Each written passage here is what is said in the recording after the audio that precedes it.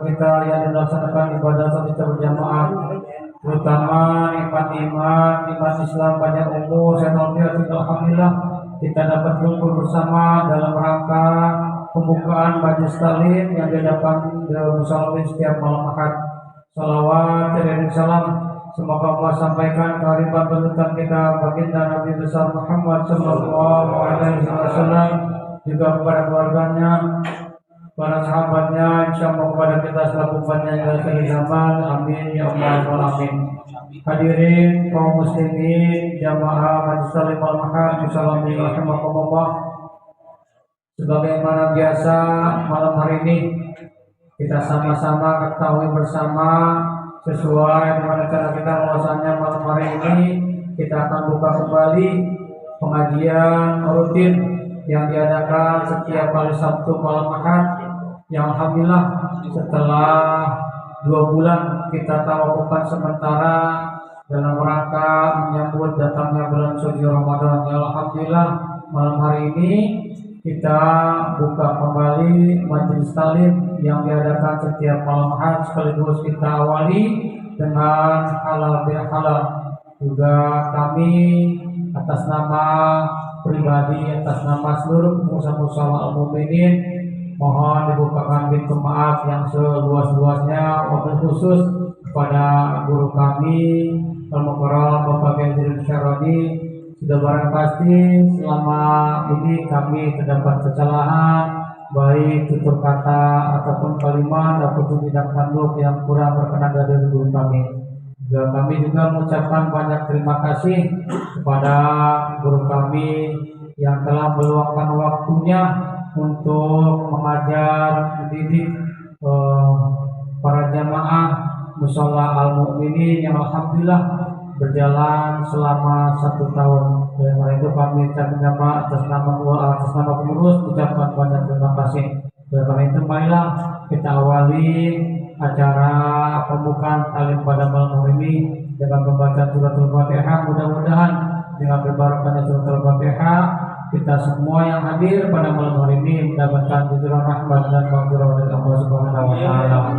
Amin ya rabbal alamin. Ala hadhihi hidayah wa ala kulli niyatin shalihah wa ila hadratin Nabi Mustafa Muhammadin sallallahu alaihi wasallam. Al-Fatihah. A'udzu billahi minasyaitonir rajim. Alhamdulillahirabbil alamin arrahmanir rahim maliki yaumiddin. Iyyaka na'budu wa iyyaka nasta'in ihdinas siratal mustaqim siratal ladzina an'amta 'alaihim ghairil maghdubi 'alaihim waladdallin. Terima kasih kepada guru kami. Waktu dan tempat kami persilakan dengan segala hormat.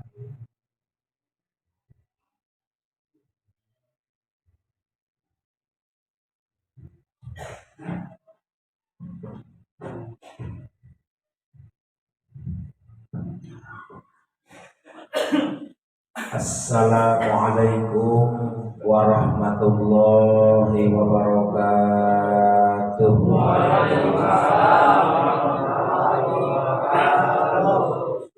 Alhamdulillahilladzi khalaqa adama biyadihi min salsalin kal fakhar.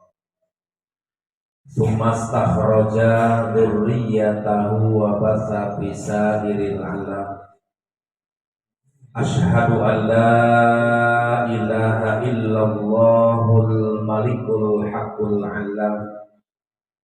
Wa asyhadu anna Muhammadan abduhu wa rasuluhu wa sayyidul anam. Allahumma fasholli wa sallim wa barik ala sayyidina wa habibina wa وشفيعنا وقرة أعيننا ومولانا محمد وعلى آله وأصحابه ومن تبعه وموالاه. فقال تعالى في آياته الكريمة وهو أصدق المقالة: أعوذ بالله من الشيطان الرجيم بسم الله الرحمن الرحيم ضربت عليهم الذلة أينما ثقفوا إلا بحبل من الله وحبل من الناس. وقال رسول الله صلى الله عليه وسلم: لا هجرة بعد الفتح إلا جهاد ولكن جهاد ونيات فإذستغفروا فاغفروا. Sadaqallahul aliyul azim. Wa balagha rasuluhun nabiyul habibul karim wa nahnu ala dzalika minasyahidin wa syakirin walhamdulillahi rabbil alamin. Hadratal mukarramin, segenap hadirin kaum muslimin, para jamaah majelis taklim musholah al-mu'minin, khususnya Ketua Musholah Al-Mukarram Bapak Ustadz Jamal beserta jajaran, para asatidz, tokoh masyarakat, para bapak, para pemuda, pengurus wilayah, Bapak RW, Bapak RT, Bapak LMK yang hadir semua, insya Allah dimuliakan Allah Subhanahu wa Ta'ala.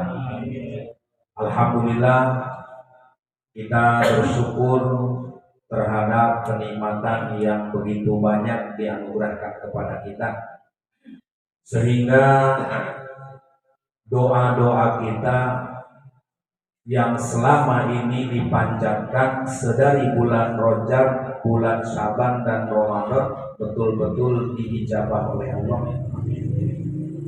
Tak henti-hentinya kita berdoa, Allahumma barik lana fi Rajaba wa Sya'bana wa balighna Ramadan. Kalau bahasa kita, ya Allah, moga-moga kami diberkahkan umur, ketemu di bulan Rajab, ketemu di bulan Syaban, bahkan kami ingin ketemu di bulan Ramadan.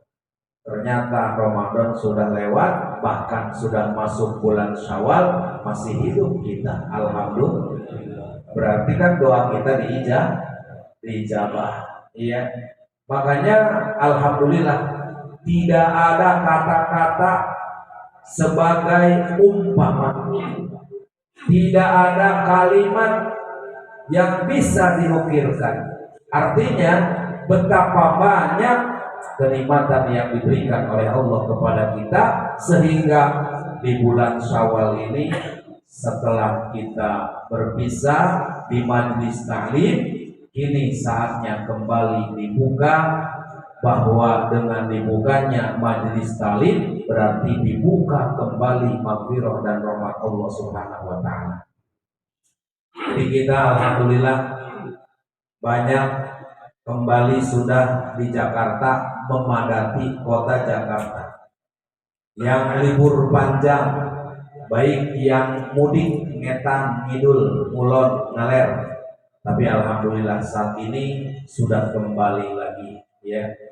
Maka alhamdulillah kenikmatan yang begitu banyak yang diberikan oleh Allah kepada kita, sehingga hari ini, malam ini kita kembali berkumpul bersama-sama untuk membuka taklim serta halal bihalal.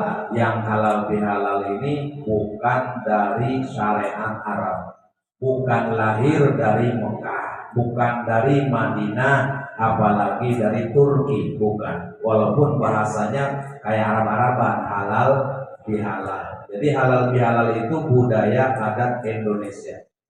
Dulu halal bihalal pertama kali diadakan tahun 1948. 3 tahun baru merdeka.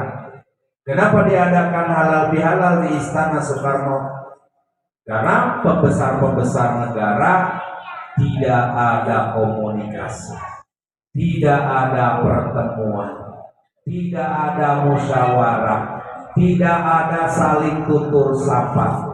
Sehingga ini bagaimana pembesar-pembesar negara supaya bisa ketemu, supaya bisa musyawarah, supaya bisa bermuazahah, maka diadakanlah halal bihalal. Apa tujuannya? Tujuannya yang tadinya tidak ketemu supaya ketemu, yang tadinya nggak ngobrol supaya ngobrol, yang tadinya nggak ngomong supaya ngomong. Karena kalau orang Islam berdiam-diaman, haram hukumnya. Bagaimana ini supaya yang haram-haram tidak lagi haram, maka diganti dengan halal. Ya, begitu. Jadi kita dengan sesama Islam marah-marahan, lewat 3 hari nggak ngomong, kan haram hukumnya. Ya. Tapi bagaimana supaya tidak haram? Maka ada halal bihalal. Nah, sampai hari ini adat tersebut terus dibudayakan di negara kita, ya, di mana habis libur panjang tidak saling ketemu, tidak saling berjumpa, maka sering kita dengar diadakan bahasa halal bihalal, ya, jadi menghalalkan yang tadinya belum halal. Banyak orang punya dosa belum salaman, begitu salaman berjumpa jadi halal. Ya, begitu negor kita jadi halal. Nah, maka alhamdulillah malam ini kita sudah membuka taklim sekaligus halal bihalal. Berarti kalau dibukanya majlis taklim akan segera masuk orang ke dalamnya, karena kalau belum dibuka tidak ada yang bisa masuk. Rumah kalau masih ditutup pintunya, belum bisa ada aktivitas di dalam. Begitu juga pengajian tidak akan pernah berjalan kalau belum dibuka. Jadi buka aja dulu. Kalau sudah dibuka, baru orang akan masuk. Ya, entah minggu keberapa, dan selanjutnya kita akan bersama-sama kembali menuntut ilmu. Ya, karena khawatir, saya sangat khawatir. Kita ini apalagi anak-anak muda, bukan cuma anak muda sebenarnya, aki-aki ini loba. Lebih banyak sentuhan doktrin media daripada majelis taklim. Sering kita dengar ceramah, video-video di media, ternyata ulamanya bukan Ahlus Sunnah wal Jamaah. Ternyata orang Wahabi. Kita mah nurut aja, apalagi yang dikeluarkannya dalil-dalil Quran. Padahal ayatnya kemana, maknanya kemana. Ayatnya apa, bahasanya apa. Tapi kalau ulama Ahlus Sunnah wal Jamaah, dia tidak langsung menafsirkan ayat itu, tetapi harus berdasarkan tafsirnya. Sebab banyak orang yang tidak paham sehingga langsung diartikan dengan bahasa Al-Quran. Contoh, wa'bud rabbaka hatta ya'tiyakal yakin. Ini Al-Quran. Diartikan begini, wa'bud sembahlah rabbaka Tuhan kamu hatta ya'tiyakal yakin, sampai datang kepadamu keyakinan. Akhirnya orang berpikir, kalau saya sudah yakin, tidak perlu ibadah karena cukup dengan niat, karena sudah yakin. Sehingga orang-orang yang masih sholat, yang masih puasa, yang masih zakat, yang masih haji, ini dianggap belum yakin. Lu masih sholat aja dulu, berarti lu belum yakin. Kan tolol itu pemahaman. Sehingga apa artinya yakin di situ? Nah, ternyata al yakinu bimaknal maut. Bahwa yakin di situ artinya mati, bukan yakin hati, bukan, tapi yakin sudah tidak bernafas. Lalu pengertiannya bagaimana? Wa'bud rabbaka hatta ya'tiyakal yakin. Teruslah sembah Tuhan kamu sampai kamu mati. Nah, itu yang benar maknanya. Jadi artinya tidak ada istirahat, tidak ada pensiun atas nama ibadah kecuali datang kematian. Nah, itu ayatnya itu. Kalau hadisnya bagaimana? Kalau hadisnya utlubul ilma minal mahdi ilallah. Jadi tuntutlah ilmu dari mulai kamu lahir sampai masuk ke lubang lahat. Berhubung kita belum masuk lahat, terus aja kita ngaji. Ya, walaupun kemarin libur karena masih hidup dibuka lagi. Makanya dalam hidup ini buka tutup terus sampai menutup ajal selamanya. Maka alhamdulillah malam ini dengan anugerah Allah, dengan izin Allah, meskipun para jamaah pengurus memintanya adalah ba'da maghrib. Niatnya mah hayang nama pengajian teh dibuka ba'da maghrib. Tapi saya ingat omongan RT, mana RT ya? RT keluar. Nah, RT ngomong kemarin, kata RT, kalau bisa mah harus pada Isya, waktunya panjang. Dia ngomong begitu kan? Ternyata geleduk hujan. Ya, kan tadi rencananya mah saya maghrib langsung ke sini, hujan gede. Akhirnya ya udahlah, bagus juga pengurus inisiatifnya Ustaz Jamal mau tahlil dulu.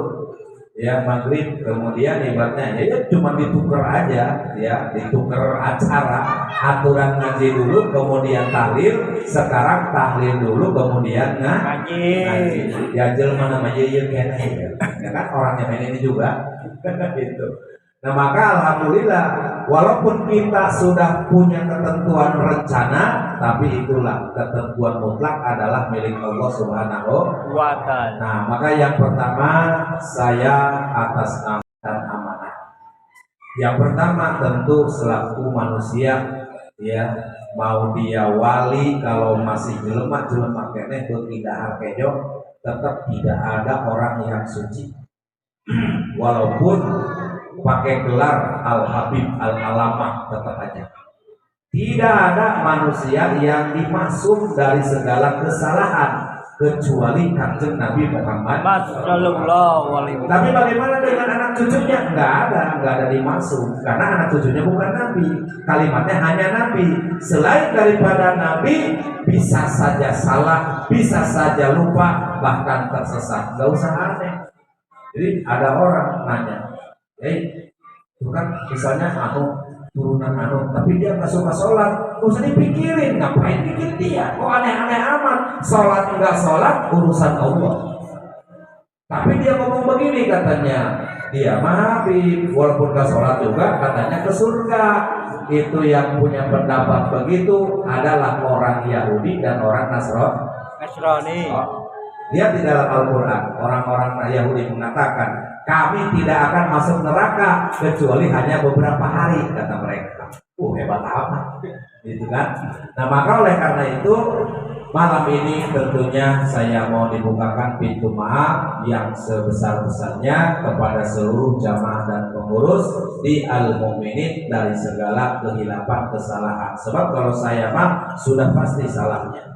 Adapun jamaah mah sebenarnya mah nggak ada masalah. Kenapa? Karena nggak ada dusta di antara kita. Benar nggak? Kalau saya pasti salah. Kenapa? Saya kan selalu baca kitab, menyampaikan syariat, dan menyampaikan syariat tidak semuanya benar, tidak semuanya lurus. Mungkin ada yang bengkoknya. Nah, bengkok-bengkok inilah kekurangannya saya, kehilafannya saya. Maka malam ini saat kita bertemu di awal pembukaan tahlil, saya mohon dibukakan pintu maaf yang seluas-luasnya. Yang kedua yaitu ucapan terima kasih atas amanah kepercayaan. Ya. Amanah yang mana? Amanah yaitu memimpin majelis taklim. Apa itu bukan amanah? Amanah. Jangan diselewengkan, jangan disalahgunakan. Setiap orang diberikan kepercayaan itu namanya amanah. Kita diberi anak amanah, dikasih istri amanah, dikasih pangkat walaupun RT, walaupun RW, LMK itu namanya amanah. Kenapa Allah titipkan amanah? Karena nanti akan dimintai pertanggungjawaban. Makanya kata Nabi, kullukum ra'in wa kullukum mas'ulun an ra'iyati. Setiap kamu pemimpin pasti akan diminta tanggung jawabnya.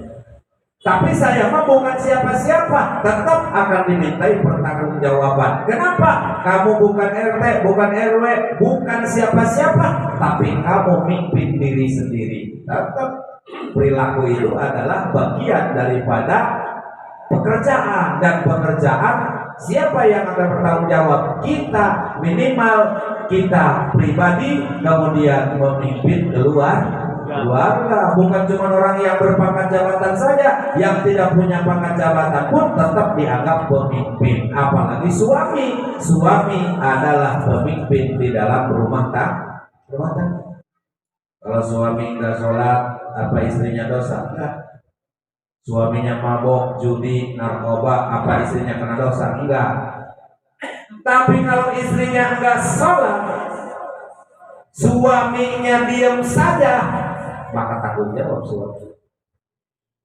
Istrinya memperlihatkan aurat dan suaminya ridho, tanggung jawab. Tapi kalau perkara yang dikerjakan oleh suami, istri sama sekali tidak ada tuntutan. Apa landasannya? Lantaran dalam Al-Quran dijelaskan ar-rijalu qawwamuna 'alan nisa. Laki-laki adalah dijadikan pemimpin bagi kaum wanita. Jadi yang disalahkan itu nanti oleh Allah adalah pimpinannya, bukan yang dipimpinnya. Ya seperti mana? Seperti kambing. Ketika kambing itu memakan padi orang, tanaman orang, kemudian yang punya tanaman marah. Pertanyaannya, ketika dia marah dan mau menghukum, itu yang dihukum kambingnya apa pengembalanya? Belum on pun kambing ribuan, ya kan? Pasti pengembalanya. Ini kambing siapa? Kambing si Anu. Marah kepada pemiliknya. Kenapa? Dia nggak mau tahu. Sekarang kambing mah nggak ada urusan. Yang punya urusan adalah pengembala kambing. Jadi kita ini pengembala namanya. Pengembala. Lalu siapa yang digembala? Yaitu ahli. Ahli itu siapa? Maka dalam Al-Quran disebutkan ku anfusakum wa ahlikum nar. Jagalah kamu, peliharalah kamu dan keluargamu daripada neraka. Siapa ahli di situ? Minimal anak dan istri. Anak dan istri. Makanya kita bukan perkara gagah, bukan perkara hebat. Kalaupun kita udah bisa memberikan rumah yang megah, pakaian yang indah, mobil yang mewah, tapi tilok sholat pemajikana, itu belum sukses laki-laki. Walaupun gajinya besar, rumahnya mewah, pakaiannya mewah, serba gagah, tapi kalau tidak melaksanakan syariat agama Islam, maka celaka kita sebagai laki-laki. Jadi kadang-kadang mohon maaf, orang kampung pun itu selalu salah dalam menilai. Orang kampung ada orang kota pulang bawa mobil, terus ngomong begini, kata orang kampung, tuh si Anu di Jakartanya sukses, rumahnya mewah, mobilnya juga mewah. Dia punya tawarin mobil menang rental, ya kan nggak paham. Jadi dia mah nggak pernah tahunya, tuh di Jakartanya sukses, rumahnya megah, mobilnya mewah. Dia mah nggak tahu. Ya, apakah orang itu suka sholat? Apakah di Jakartanya pengajian? Apakah tidak? Ini nggak pernah dibahas. Bagi orang-orang bodoh dan orang awam, kesuksesan adalah dilihat dari materi. Kesuksesan adalah dilihat dari urusan duniawi. Ini salah. Ya. Suksesnya dalam rumah tangga apabila sudah mengarahkan anak istrinya bisa sujud kepada Allah Subhanahu. Sebab kan di dalam hadis mah nggak ada urusan-urusan begitu. Disebutnya juga idza matabnu adama in qata'a amaluhu illa min salasin. Apabila manusia mati, putus semua pekerjaannya kecuali 3. Yang 3 inilah yang gak mubazir. Ya, dari sedekah jariyahnya. Pernah orang tersebut punya sedekah jariyah, ini manfaat di akhirat. Inilah bekal dia yang paling utama. Yang kita makan, yang kita minum, yang kita beli ini, beli itu, kemewahan dunia, ternyata kita tinggalkan atau mereka meninggalkan kita. Karena di dunia itu ada 2, kalau nggak meninggalkan pasti ditinggalkan. Itu. Tapi kalau ada sedikit sedekah, sedikit, tapi kita sudah menanamnya. Ini tumbuhan kita, inilah tanaman kita kelak ya. Ya, makanya bawaan mau sedekah itu kalau belum megang duit mah bagus niatnya. Contoh, saya mau infak nih 100.000. Begitu bawa duit 100.000 satu lembar, 5.000 satu lembar, 2.000 satu lembar, dibisikin oleh setan. Jangan yang 2000 saja. Ya, karena apa? Karena setan itu di mana orang mau berbuat baik selalu menghalang-halangi. Makanya pada dasarnya, andai kata enggak ada setan, yakin manusia selamat semuanya. Manusia itu tersesat karena disesatkan oleh setan. Ini banyak nggak paham, ya banyak nggak paham. Akhirnya gara-gara nggak paham dia bela setan. Kok nyalahin setan? Orang setan nggak kelihatan, nggak salah. Kan bukti Nabi Adam itu aja udah gambarannya. Nabi Adam di surga, andai kata tidak ada setan, mungkin sampai hari ini di surga. Dan tidak ada akan kita tidak ada. Dan kita juga tidak harus menyalahkan Nabi Adam. Sebab apa? Wasilah Nabi Adam berbuat salah, diusir ke alam dunia, ada kita di alam dunia. Coba kalau Nabi Adam gak diusir, gak ada yang namanya al-mu'minin, gak ada ini. Ya, tuh. Jadi tuh patut kita pahami, ya. Makanya pada saat manusia mau berbuat baik dicegah, ya digelitik tuh supaya nggak jadi, gitu. Dihalang-halang. Yang tidur ditiup subuh supaya jangan bangun. Yang niat mau ngaji dibuat supaya sibuk punya acara supaya nggak jadi, begitu. Jadi banyak sekali cara-cara setan itu untuk menggagalkan kebaikan manusia. Makanya bagaimana kata Allah? Satu larangannya, wala tattabi'u khutuwatis syaiton. Jangan sekali-kali kamu mengikuti daripada ajakan-ajakan setan. Sebab apa? Innahu lakum aduwwum mubin. Karena sesungguhnya setan itu bagimu wahai manusia adalah musuh yang paling nyata. Jadi kalau kita mau mencari musuh kita, jelas adalah setan. Sebab setanlah yang akan mengajak manusia sengsara, dan setanlah yang akan menyesatkan manusia. Itu, iya. Jadi oleh karenanya hadirin jamaah rahimakumullah, kalau bicara nggak cukup, rasanya nggak cukup. Andai kata kita mengatakan alhamdulillah libur panjang, tapi seandainya ditambah lagi semangat lagi tuh liburnya, ya 2 minggu lagi, luar biasa. Apalagi anak-anak diliburkan, waktu makin senang dia kan begitu. Ya makanya kalau ada orang tua libur senang, berarti pikirnya masih anak, masih anak-anak. Kan kalau anak-anak mah begini aja nih, Pak Ustadznya sakit. Senang dia, asik, ustadznya sakit, senang dia. Kenapa dia ustadz sakit senang? Ngajinya namanya juga anak-anak. Aikolot maulah, Pak Ustadz Green haram. Doakan baik sekalian.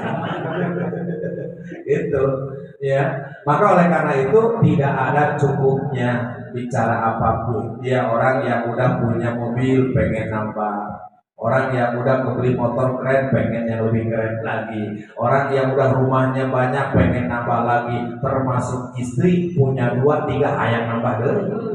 Itu kahayang doang tapi ya kahayang bagus, itu bagus, normal. Senormal-normalnya laki-laki pengen poligami. Senormal-normalnya perempuan yang tidak pengen dipoligami. Kahayang, bebas kahayang. Ya, tidak ada yang melarang. Namanya keinginan. Selama keinginan itu tidak bertentangan dengan syariat agama, tapi masalah pelaksanaan kembali kepada qada dan qadar. Ya, maka Allah yang berhak menentukan. Ada orang pengen punya bini dua, hartanya banyak di mana, tapi nggak ada jalan takdirnya, nggak ada garisnya, sampai botak setiawan dia, bininya atuh doang. Benar? Ada orang lah, pengusaha bukan, kiai bukan, ustaz bukan, tapi bininya 3, muedan tuh. Ada yang begitu. Nah ini ada orang ngomong, ya lelaguan baik, kiai bukan, pejabat bukan, pengusaha bukan, bininya 3 lah. Kita jangan mencela qadar Allah. Kalau Allah tidak berkehendak, semua di alam dunia tidak akan pernah terjadi. Makanya ini harus kita pahami, wabil qadari khairihi itu. Qadar itu baiknya, buruknya semua sudah menjadi atur Allah. Sebelum manusia lahir pun catatan kita nasibnya udah ditulis di lauh mahfuz. Tinggal kita mah memerankan doang, nggak usah banyak urusan. Seperti mana golek di rumah dibawa oleh dalangnya, udah disiapin, ini cepot, ini dawala, ini petruk, ini udah disiapin. Nanti cepot mau ngomong apa, ini dalang nanti yang ngomongnya, kan begitu ya.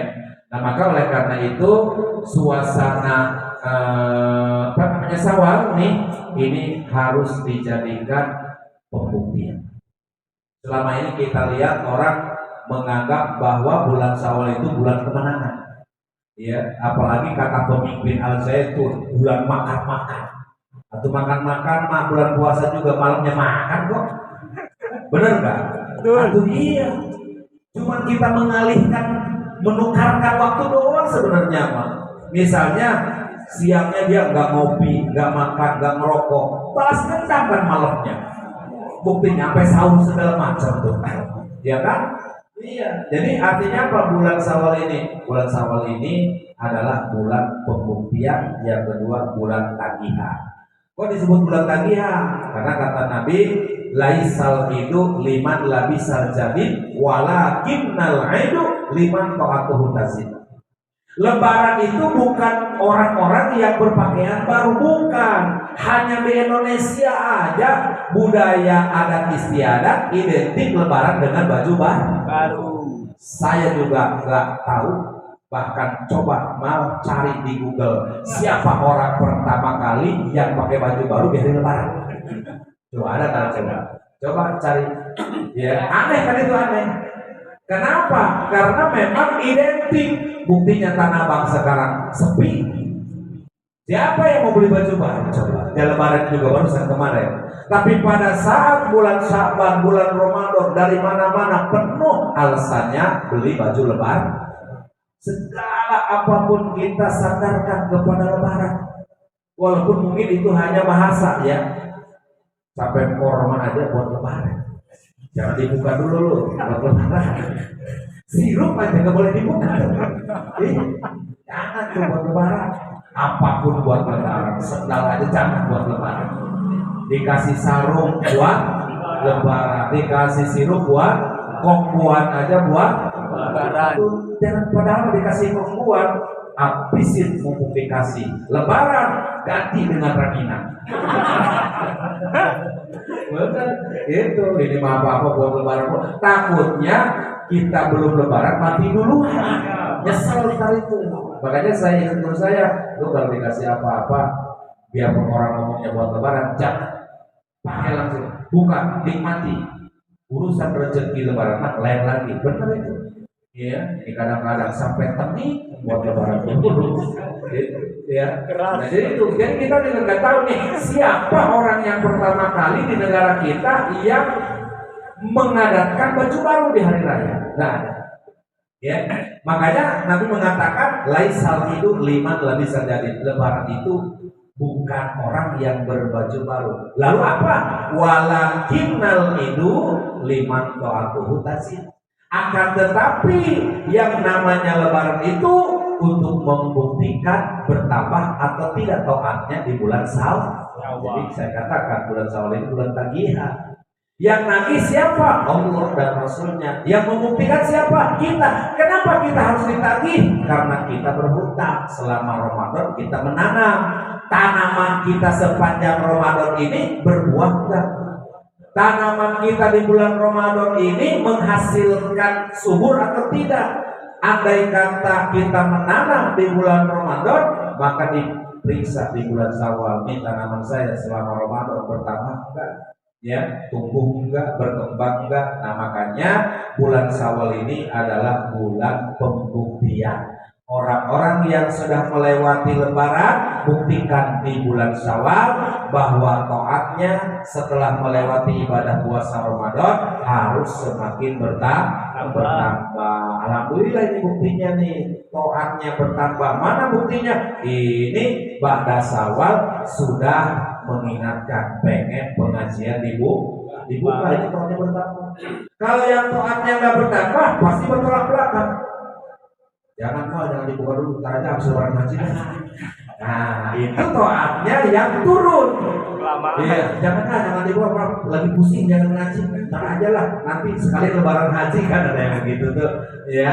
Nah, jadi kalau orang pengen buru-buru, kenapa? Supaya nyambung. Sebab ada ibadah, tidak ada ibadah yang terbaik dalam kehidupan kita di seputar jiwa dan neraka. Nggak, zikir tidak lebih baik. Ada orang zikir tapi nggak mau ngaji, tersesat. Ya, walaupun dia zikir ribuan, oh saya mah ahli baca sholawat, tapi nggak pernah tolabul ilmi, tetap sesat.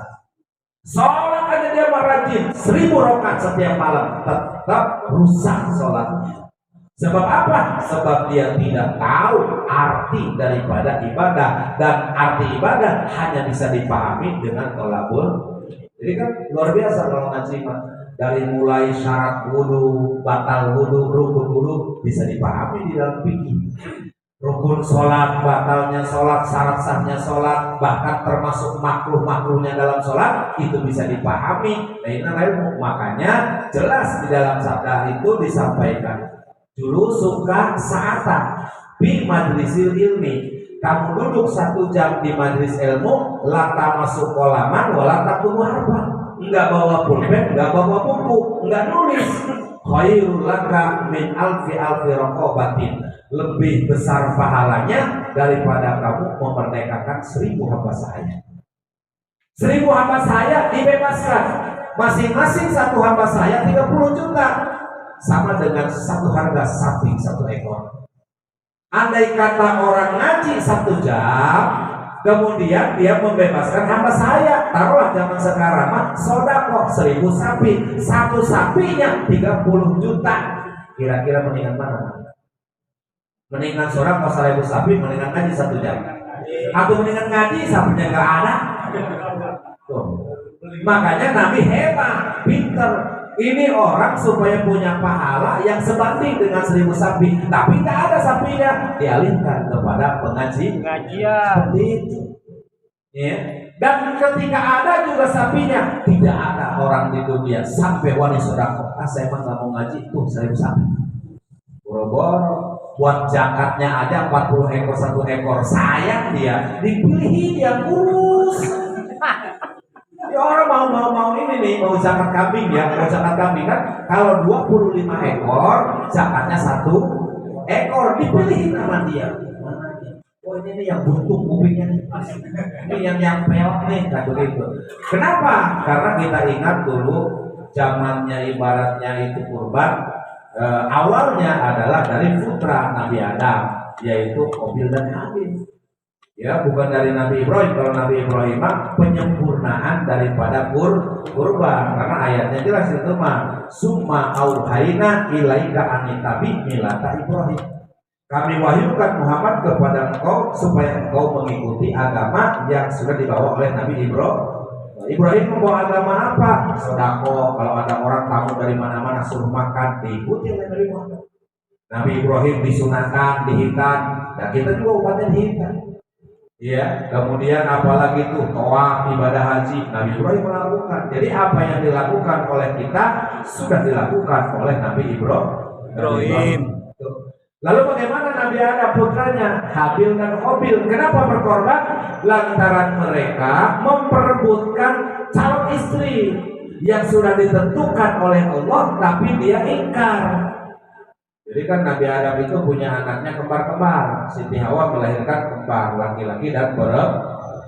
Jadi dijodohkannya kembaran pertama dengan kembaran kedua. Bukan yang kembar itu dinikahkan, bukan. Ini saudara kandung ceritanya, ya.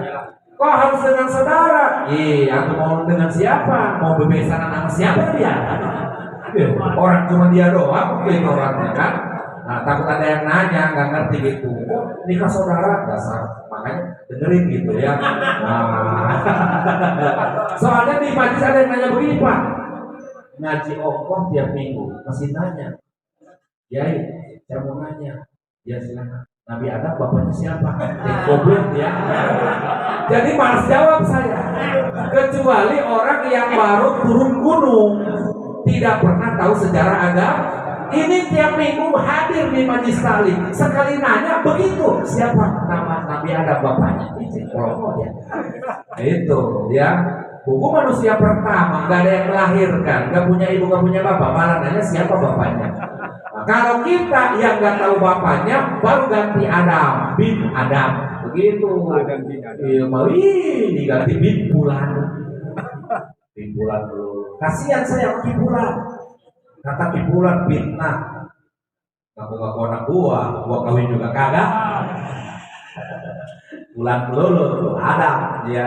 Nah, Habil ini mau dijodohkan dengan saudara kembarnya yang kedua, yaitu ada yang namanya Labuda dan juga Ikrimah. Ikrimah ini harus dengan Habil, Labuda harus dengan Qabil.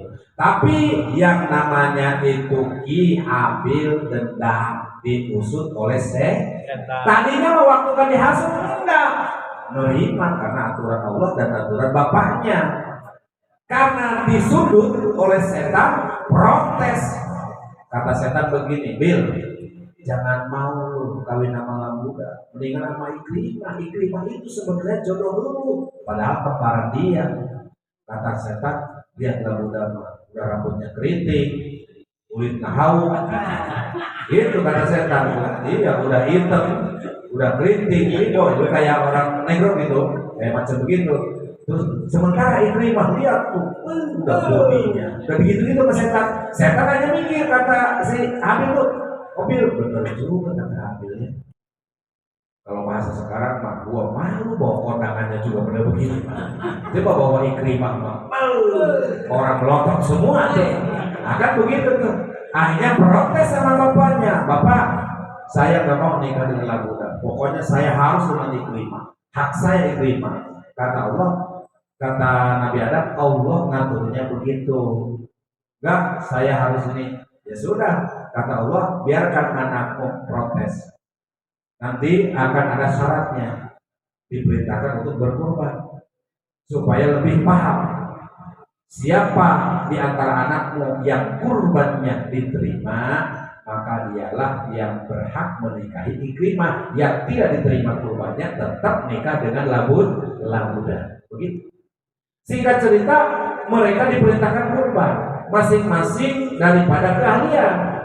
Kalau Habil mah dia adalah ahli bercocok tanam, tani. Ya, makanya ada sekarang ada insinyur pertanian, yaitu dari Habil. Sementara Qabil mah adalah berternak. Maka ketika diperintahkan dia untuk berkorban, dia cari piaraan kambing yang paling bagus, yang paling indah. Kalau sekarang mah yang paling mahal. Tanduknya besar, badannya juga gemuk, dicari sama dia. Nah ini nih buat korban. Sementara Ki Habil ketika diperintahkan korban buah-buahan kayak begini, dia dicari yang busuk-busuk. Oh ini mah jangan bagus buat dibawa ke pasaran kayak laku nih kan gitu lah. Ini aja nih yang udah agak peot-peot nih. Kan itu licin tuh. Padahal kan dia ingin memenangkan pertandingan sebenarnya mah. Mestinya mah kan cari yang terbaik. Jadi dalam pengorbanannya aja udah salah. Tuh ya. Nah, jadi cerita ini korban.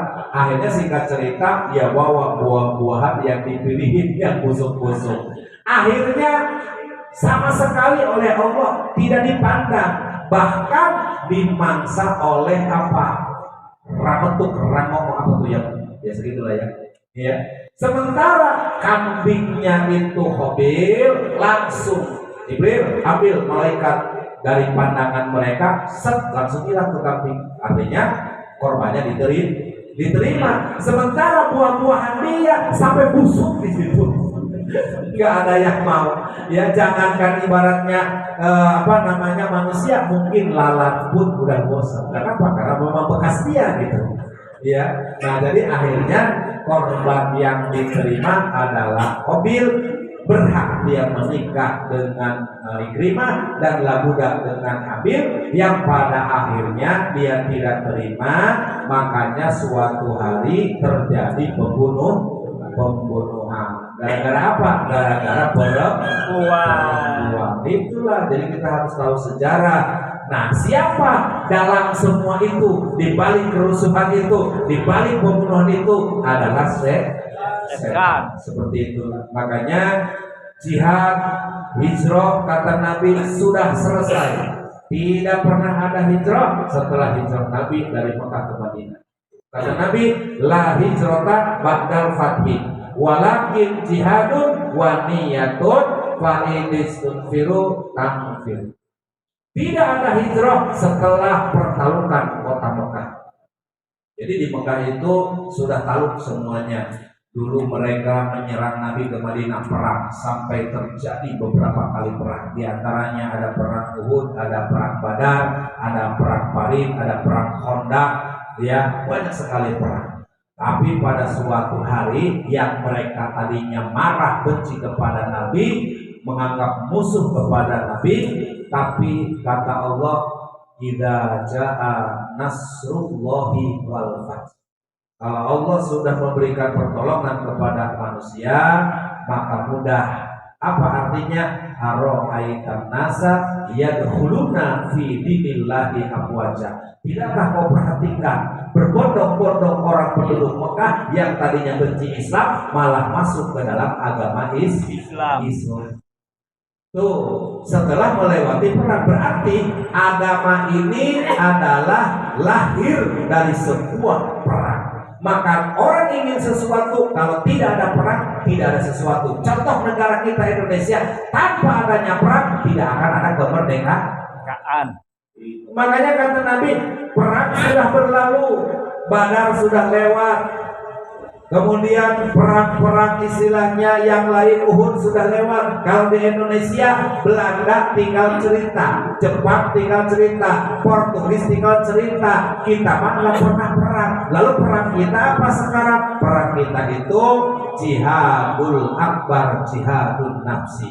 Perangnya kita di zaman sekarang memerangi hawa nafsu. Ini sekarang kan kita nggak pernah perang, tapi sudah merdeka negara ini. Kalau dulu orang Masya Allah, sambil dia mau berjuang, sambil dia tolabul ilmi, sambil dia ngaji, meskipun diancam-ancam oleh Belanda, tetap ngaji. Sekarang perang, ngaji enggak. Benar nggak? Tuh, makanya kemudahan itu dianggap sepele. Dulu berat tapi diperjuangkan, sekarang ringan, banyak orang ogah-ogahan, ya. Maka kata Nabi, tidak ada hijrah setelah putuh Mekah, setelah mereka masuk ke dalam agama Islam. Walakin jihadun, akan tetapi walaupun tidak ada hijrah kata Nabi, wajib jihad. Nah, jihad kita sekarang adalah memerangi hawa nafsu. Ogah ngaji wajib diperangi, ogah sholat wajib diperangi, ogah ibadah wajib diperangi. Kenapa? Karena setan amat sangat senang manakala manusia berbuat maksiat seperti itu. Ya, nah maka oleh karena itu hadirin jamaah rahimakumullah, bukan berarti manusia semuanya sampai pada tujuan yang benar, tapi yang sangat dikhawatirkan sekarang ini justru kalau orang banyak kena doktrin lewat pengajian-pengajian YouTuber, media misalnya, tidak tahu alirannya, tidak tahu ini apa, tidak tahu ini bagaimana, sehingga kasihan sama orang-orang awam. Sekarang aja kan lagi perang dan teror di media urusan nasab, ya, perang di media urusan nasab yang merasa, oh saya cucu Nabi, saya cucu Nabi, saboro deui tentang aku cucu Nabi cakurannya, gitu, kalau mau amat sih itu, ya, iya, jadi kayaknya mereka itu kalau nggak zaman sekarang nih, misalnya dia ini Habib, kayak orang misalnya kalau kita mau haji ke Mekah, nggak dipanggil haji, marah dia. Kalau mau amat itu, kalau buat saya kayak mau pelongong bahasanya. Sebab apa? Ibadah kok angin pengen gelar, hidup yang lebih kenal nasab. Sehabul Qadir Jailani aja yang benar-benar zuriat, nggak pernah ngaku cucuan, nggak pernah mengaku keturunan. Yang penting saya bisa memberi manfaat. Ingat, hidup itu hanya khairun nas anfa'uhum linnas. Sebaik-baiknya manusia yang bisa memberi manfaat kepada manusia. Bukan buat dadah-dadahan gelar. Nih buat tebek, buat Medan. Ya gue juga tahu lu TB apa, tukang bohong. Makanya begitu nanti. Makanya zaman sekarang udahlah gak usah pakai gelar-gelar. Kalau memang orang mau pakai raden, pangeran, apa, orang akan tahu dengan sikapnya. Justru orang yang baik itu adalah orang yang menyembunyikan nasab dan keturunan. Dia nggak mau dengar. Tapi sekarang itu malah begitu. Ada orang nggak dipanggil Habib, marah itu. Nah, jadi mau dibawa kemana? Sekarang anak-anak Indonesia sudah cerdas, sudah pintar. Biasa-biasa saja. Yang penting kita hidup saling mencintai, saling menghormati. Jangan menjadikan kasta-kasta gitu loh. Oh, lu mah adalah kasta di bawah gua. Lu harus cium kaki gua. Lu harus sujud. Nah, itu medan kabeh maksudnya. Iya, karena kita juga orang pondok, diajarkan sama kiai, diajarkan sama ulama bagaimana akidah-akidah yang terbaik di dalam kitab yang diajarkan oleh para alimil ulama. Ya, hadirin jamaah rahimahumullah, rupanya ini pertemuan kita sekaligus pembukaan dan halal bihalal yang dapat saya sampaikan. Kalau sudah dibuka mah insya Allah bisa masuk, itu tujuannya. Kalau belum dibuka mau masuk lewat mana kan begitu ya. Jadi mudah-mudahan minggu-minggu yang akan datang Allah masih berikan kita sehat. Amin. Ini saja, hadanallahu wa iyyakum asma'in. Wassalamualaikum warahmatullahi wabarakatuh. Kami ucapkan terima kasih kepada guru kami yang telah menyampaikan penjelasannya. Mudah-mudahan apa yang telah disampaikan menjadi ilmu yang bermanfaat bagi kita semua sampai kita dapat meningkatkan keimanan serta bermanfaat bagi itu bagi kita sama-sama. Kita tutup acara pertemuan ini dengan alhamdulillah. Assalamualaikum warahmatullahi wabarakatuh. Sallallahu ala Muhammad sallallahu alaihi wasallam.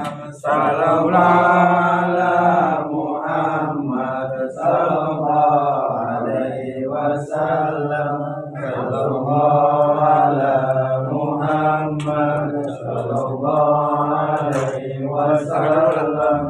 Sallallahu ala Muhammad sallallahu alaihi wasallam. Sallallahu ala Muhammad sallallahu alaihi wasallam.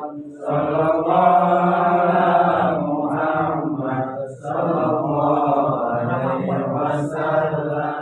Sallallahu ala Muhammad sallallahu alaihi wasallam. Sallallahu ala Muhammad sallallahu alaihi wasallam. Sallallahu ala Muhammad sallallahu alaihi wasallam. Sallallahu ala Muhammad ya Rabbi salli wa sallim.